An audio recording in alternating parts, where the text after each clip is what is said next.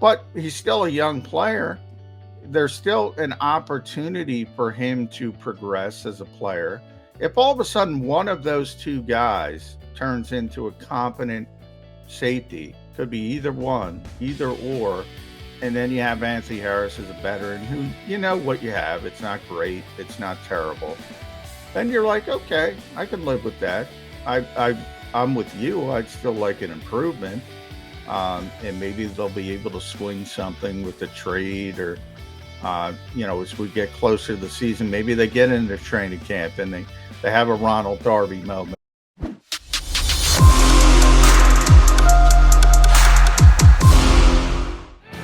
You got your Mega Mac guys, John McMullen and Jody McDonald here with you on Birds 365. Waiting on our first guest to hop in the fray with us, Ryan Rothstein from WIP, to get aboard. Having shocker here, some technical difficulties, being able to get him the link and get him streaming on in with us. But we'll continue to effort that.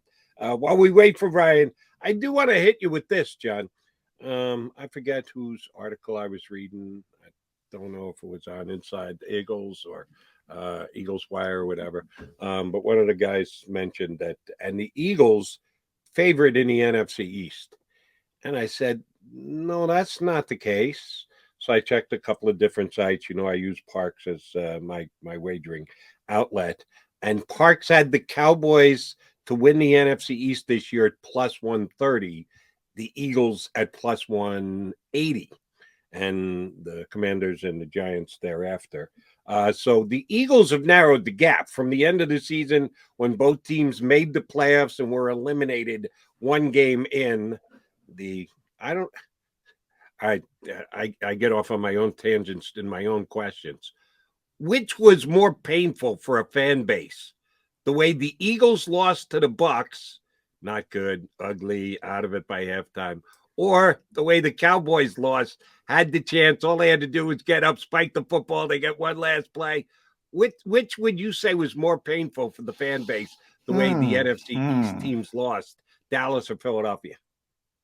I think and all fans are different, but I'm going to go with the average fan. I think the disappointment comes with the expectations. So I think Dallas would be more disappointed than he. I don't think a lot of people who are honest thought they were going to beat Tampa Bay on the road with a rookie head coach and a young quarterback.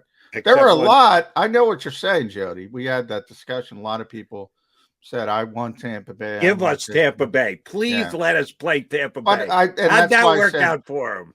That's why I said fans who are honest with themselves, and I made that caveat, which there are a lot of fans who are never. There are a lot of Dallas fans who aren't honest with themselves. But, probably, yes. I think Dallas had higher expectations, so I think for the most part, the majority probably more disappointed by that. I think Eagles fans, again, the ones who are more lucid, shall we say, probably knew in the back of their head this is going to be really difficult. Maybe they were disappointed by the level of the beatdown, but not by the loss. Everybody's disappointed. But yeah, if you force me to pick one, I would say expectations, and Dallas had the greater expectations. And the expectations were formulated by the fact that Dallas was home. They won the division. San Francisco went in and beat them in their house. Eagles had to take it on the road down to Tampa, and they got their heads handed to them. But you're right. They were in a pretty good underdog in that game, despite, yes, fielding calls on my WIP show here in Philadelphia and some media outlets saying, yes, we want Tampa. We need Tampa. That's the best matchup for the Eagles, to play Tampa. How do you not know about this Brady guy? He's kind of been around for a while. I'm still harping on that. It still bothers me because I was right. Everybody thinks Father Time's going to wake up at some point. He keeps hitting the damn snooze button. He's got to get up. I think Ryan Rothstein has hit the snooze button too many times, but who knows? Unretired is Tom Brady's coming back again, and I want no part of him. Let me go on record now. How many months in advance before we get to January?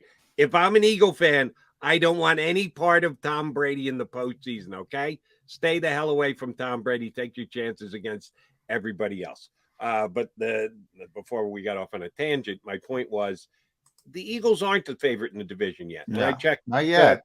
3 or 4 little different websites, including Parks, and all of them had the Cowboys somewhere around plus 120, plus 130, maybe up to plus 140, and the Eagles in that plus 160, 170. Parks has actually got the Eagles at plus 180, which is not that bad a bet.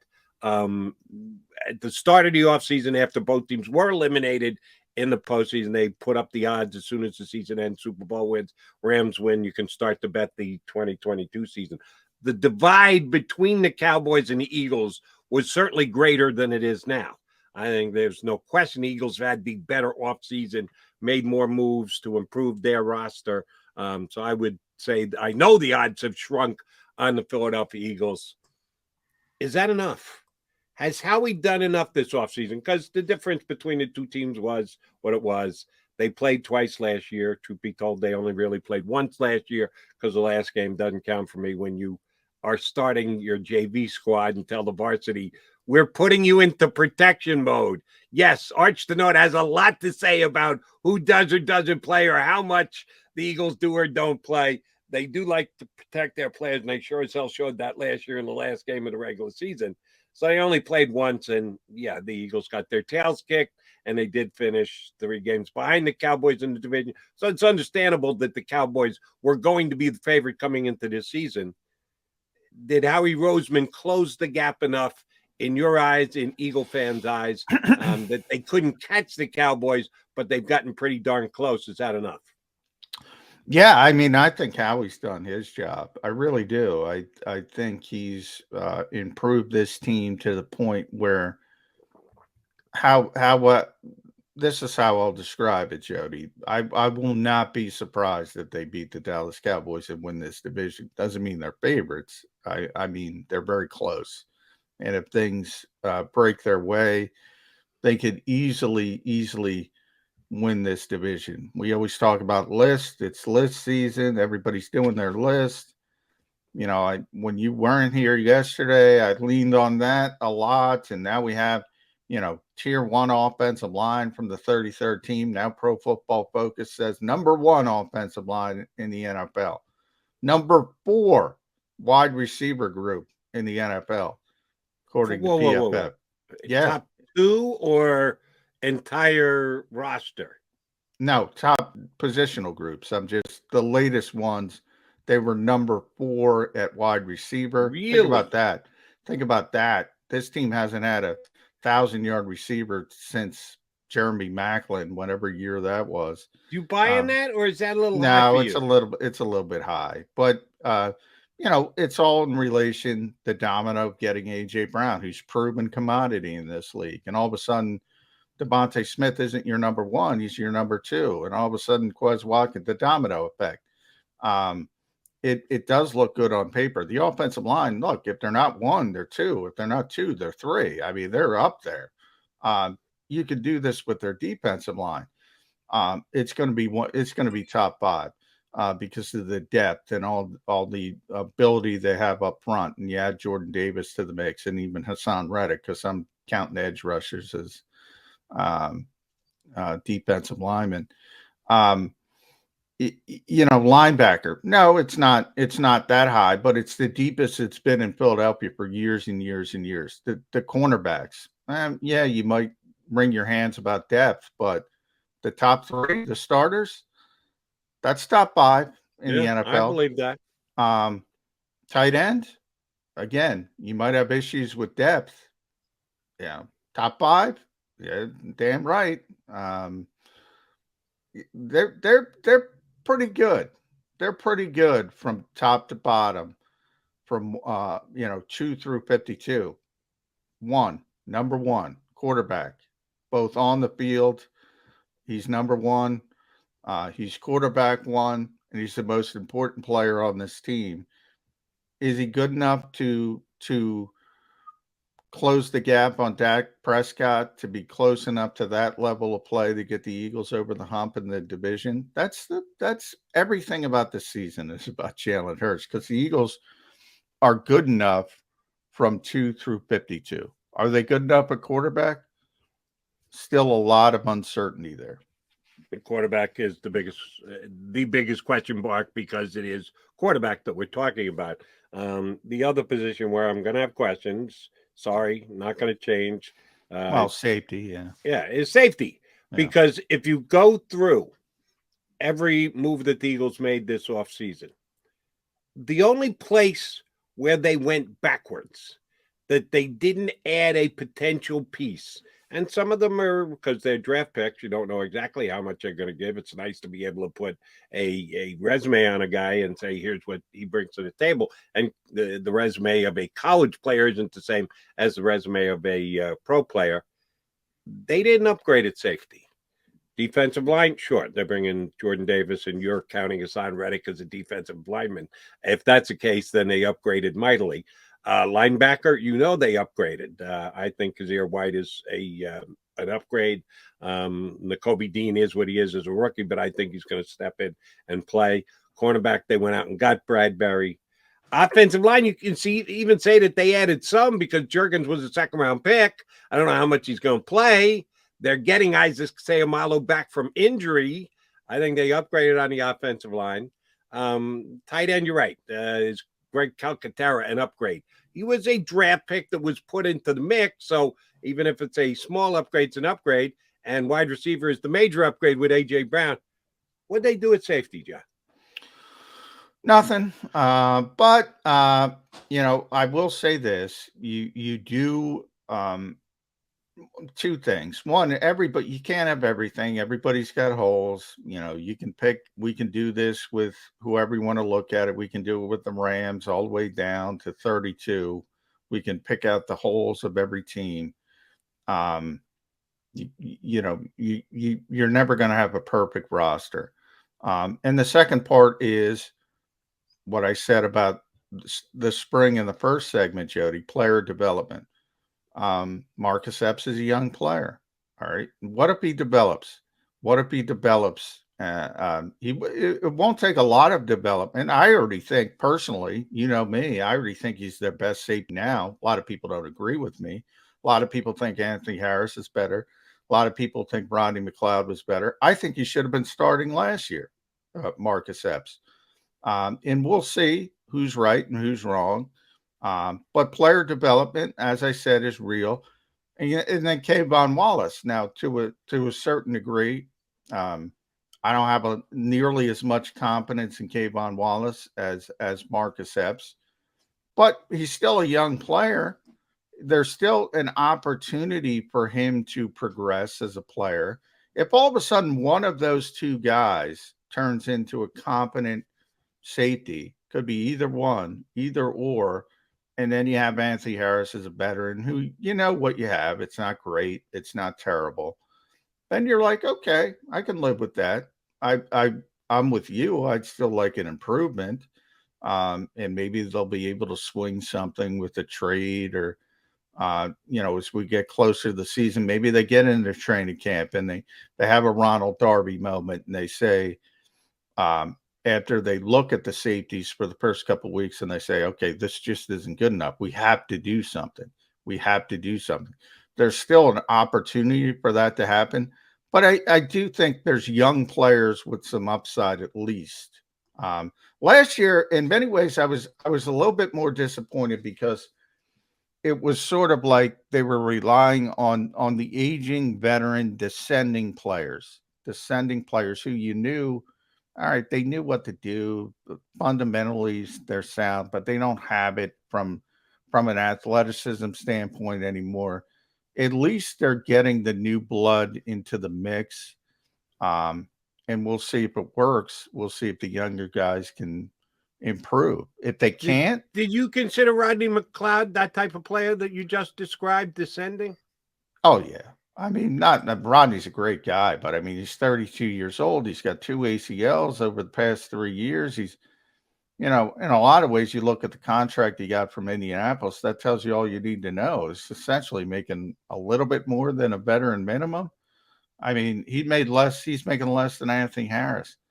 Um, yeah, I mean, it's sort of like the localized version of Joe Banner's big name trap. Like Rodney's not a big name throughout the NFL, but locally he's a big name because of what he's meant to the organization, both on the field and off the field.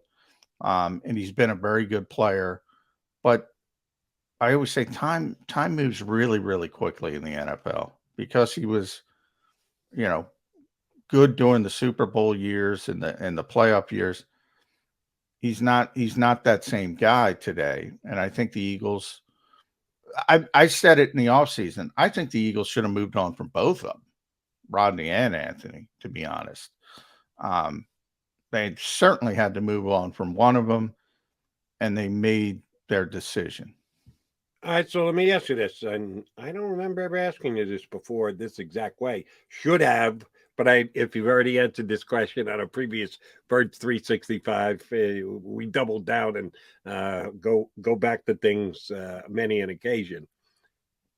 The contracts are the contracts. They're done. They're in the books. Don't know how it went negotiating wise while it was ongoing. Who was fighting for what money? Eagles sometimes you got to pull a trigger, say yay or nay or something. But if you had the capability of now going back and saying Rodney McLeod on his deal, Anthony Harris on his deal, who would you rather have? You asked me that. I think Anthony's slightly better. I would have picked Anthony. And the contracts, he makes a little bit more, but they're both very cheap. I thought, in fact, if you remember, Jody, I said I would take Anthony, and I thought they would take Rodney. I thought they would defer to his work and what he means to the organization, community stuff. And I thought that would be the wrong decision from a football perspective. I think they picked the right player. They ended up picking the right player, but I think I don't think it's going to matter all that much because I think they're both pretty much at the same level of their careers. And they need improvement at that position. And, I've also said pretty consistently that if they do trade for Chuck Clark, if they do bring in a safety from somewhere else, I think ultimately it will be to replace Anthony Harris, not Marcus Epps. But that's just my feeling of the situation.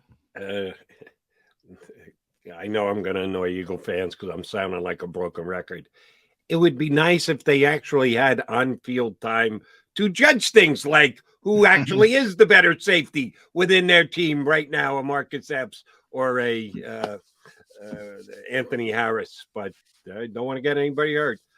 So we just will sit here and stew in our own speculations and wait till the season gets underway. Don't know exactly. And by the way, the spring work, Jody, I think it's more important for like a Kayvon Wallace. I think, Marcus has played enough to where he's still got plenty to prove. But I think people realize, all right, he can play a little bit. He's not going to embarrass you out there. Kayvon Wallace is still a very young player who hasn't lived up to expectations, who's still young, still has a chance, but it would be very, very helpful if he had that on-field work and the developmental and the teaching periods in the off season. I think it would be really helpful. That's a player where I think spring work is important for, really important for. And who knows? I mean, there's no way to quantify. Like, what if Kayvon Wallace was born 10 years earlier and they still did the way they did things then? Would he be a better player? There's no way to quantify that, but I don't think it would have hurt him. I will say that. All right, when you bring up Kayvon Wallace, I almost always, anytime his name is brought up, I think of Davion Taylor too, because they're both guys taken in the same spot in the draft, haven't developed, haven't blossomed yet. You're hoping for steps in, becomes a starter by year two. Hadn't really happened with either of those two guys. I was a little surprised, J Mac, when he was one of the individuals that the Eagles chose. And let's not kid ourselves. You can confirm this, Mr. Eagle Beat Reporter. You could make suggestions. You could ask the Eagles basically choose who they make available to you guys to be able to get some questions in for. I was a little surprised when they put Davion Taylor out there because at least the way I read the roster and the depth chart, Davion's going to be hard pressed to get quality time if Nakobe Dean is up to speed by game number one with the addition of Kazir White. His reps, I'm not sure how Jonathan Gannon gets him onto the field. Is there more than it meets the eye? I know he started a bunch of games last year, but the injury cost him the end of the season, and I think that seriously pushed him back and hurt him. Uh, why do you think they gave you Davion Taylor? What are we missing here? I think, if you're making that comp, I would say, Davion versus Kayvon because they're draft picks the same year. Yeah, Davion's way ahead of Kayvon in the Eagles' eyes. Um, Now they're trying to craft out a position for Kayvon. He's the first team personal protector for Aaron Cepas on punting, so he's going to be part of the team. Um, and they're trying to get him rolling on special teams and things like that. But with Davion, yeah, I think the Eagles like him more than people realize. Now, there's a couple problems with Davion. One is, he's very raw. You know the story. Didn't play high school football, Seventh Day Adventist, yada yada yada. Um, Very raw, very athletic. They sort of threw him into the deep end of the pool last year, and he did some nice things as far as adding physicality to the defense. Was a very physical player, um, which you don't often see, especially with somebody who can run like he can run. So I think they're enamored with his traits. They've always been enamored with his traits, and why wouldn't you be? You should be. Um, the guy can run like the wind, but um, yeah, the numbers game look difficult now because you have TJ, you have Kaiser, you have Nakobe. But I do think it was interesting. The guys they defaulted to in spring were TJ, Kaiser, and Davion, um, and they're going to bring along Nakobe a little bit slower, I think, than people think, and maybe it's because of the pack. They're never going to tell the truth. But I think they're going to bring him on along a little bit more slowly than people realize. Um, and if that's the case, and they say, all right, get healthy, get ready for the second half of the season. If he shows up in training camp and practice and he starts earning playing time, that's great. If not, you're going to need those three linebackers. Um, Injuries happen. And I think Davion right now is number three. And then you have to worry about the injuries with Davion Taylor. He's been very injury prone early in his career. So that plays into it as well. But that's a long way of saying yes, Jody. I think the Eagles think more of Davion Taylor than most people realize. How do Eagle youngsters, rookies, some are second year players, but you still consider them rather young? How do you go about earning your playing time with the limited amount of practices Yeah, that the well, I Eagles say get? the same thing. It's specifically with undrafted guys, you have a very limited opportunity to open eyes. And this is going back years, when there were two a days. You had limited opportunities, but you'd always have one or two. Now I don't know how undrafted guys even get a look, a bleep in the radar. It's like when they signed Carrick Wheatball, people say who, the wide receiver the Eagles had at their rookie camp on a tryout basis. Um, I'm like, okay, what did Carrick Wheatball show than the other 20 tryout players? My best guess is classroom, understanding the information he was giving, more of the test taking, the mental part of it. Um, the physical aspect from all the measurables and the 40 times and the cone drills and all that nonsense, combine. So these guys reach the default of being NFL level athletes. So what sets them apart when you're not doing football drills for the most part? You don't have pads on. Classroom stuff.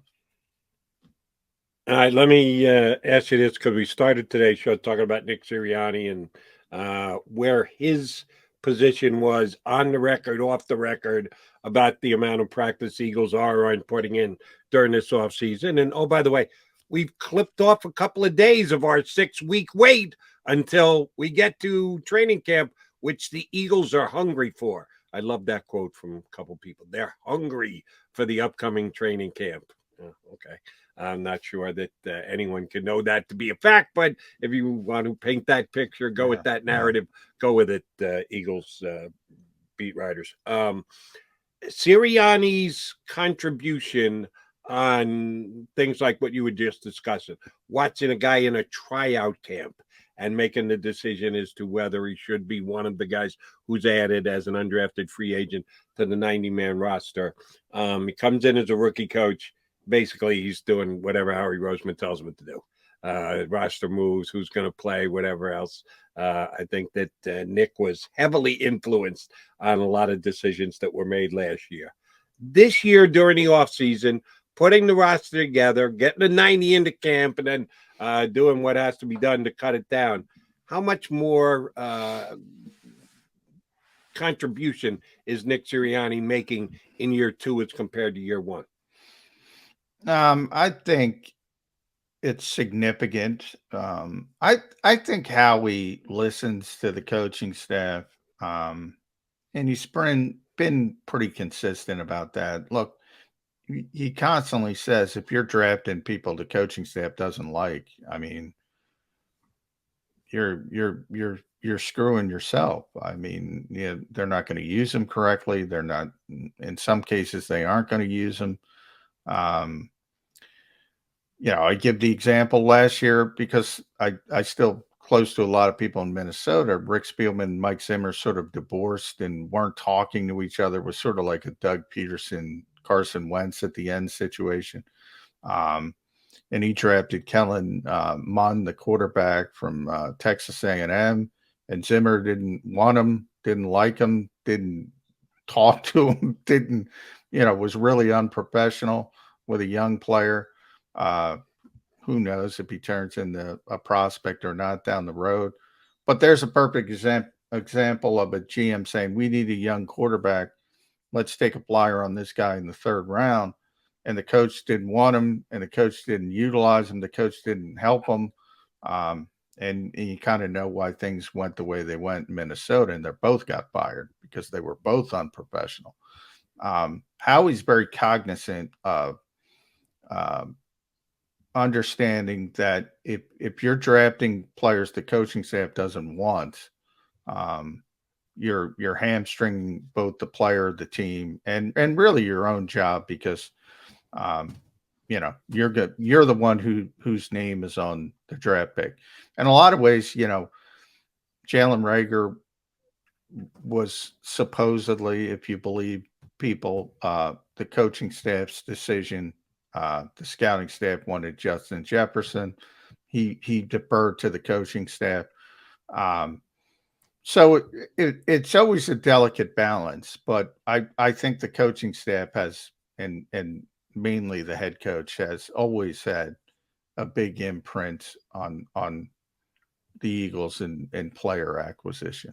And that's the way it should be. And if you're telling me that how he has been that type of general manager and has always taken the coach's considerations into his decision making and formulating roster, that's a good thing.